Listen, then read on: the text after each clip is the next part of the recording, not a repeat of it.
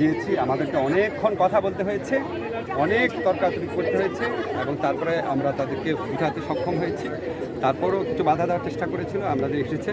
আমাদের মূল কথা হচ্ছে কি, এটা তো ক্যান্টনমেন্ট না, ঢাকা বিশ্ববিদ্যালয় তো বিশ্ববিদ্যালয় প্রশাসনের নিয়ন্ত্রণে থাকবে, এটা কেন কনস্টেবলদের নিয়ন্ত্রণে থাকবে? আমি ঢাকা বিশ্ববিদ্যালয়ের শিক্ষক, আমাকে ঢুকতে হলে পর্যন্ত আইডি কার্ড দেখাতে হয়, অত্যন্ত অবমাননাকর। ঢাকা বিশ্ববিদ্যালয়ের ঐতিহ্য এটা না। ঢাকা বিশ্ববিদ্যালয়ের ছাত্র শিক্ষকরা কেন ঢুকতে পারবে না, কেন এখানে পুলিশি প্রহরা থাকবে? এটা আপনারা বিশ্ববিদ্যালয় প্রশাসনকে জিজ্ঞেস করেন। এটা অত্যন্ত অবমাননাকর। এটা একটা আমাদেরকে সামরিক শাসনের কথা মনে করিয়ে দিচ্ছে, আমাদেরকে পাকিস্তানি আমলের কথা মনে করিয়ে দিচ্ছে। আমরা এই অবস্থার অবিলম্বে অবসান চাই। স্যার, কালকে যে ঘটনাটা ঘটলো সেটা নিয়ে আপনাদের বক্তব্য কি বলতে চান? আমরা তো কালকের ঘটনার প্রতিবাদেই এখানে করেছি। আমরা দেখছি পুলিশ তো কাউকেই মিনিমাম সম্মান করছে না।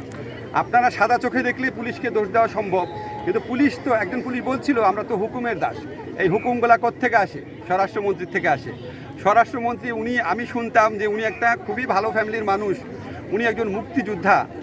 আমার খুব দুঃখ লাগে যে যেভাবে ছাত্রদেরকে নির্যাতন করা হচ্ছে, গ্রেফতার করা হচ্ছে, যেভাবে আটক করা হচ্ছে এবং যেভাবে এজাহারের মধ্যে আপনি বিশ্বাস করতে পারেন, এ তো গোয়েবেলসকেও হার মানিয়েছে। গুলি করলো পুলিশ, ছাত্রলীগ যুবলীগ, এখন সন্ত্রাসীরা বলে ঢুকে আমাদের আবু সাইদ এবং অন্যান্য ছাত্রদের মেরেছে।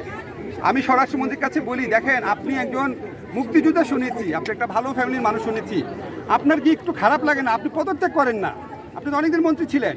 আপনি মানুষের হৃদয়ে থাকবেন যে এত মিথ্যাচারের, এত জুলুমের সভাপতিত্ব আপনি করেন না।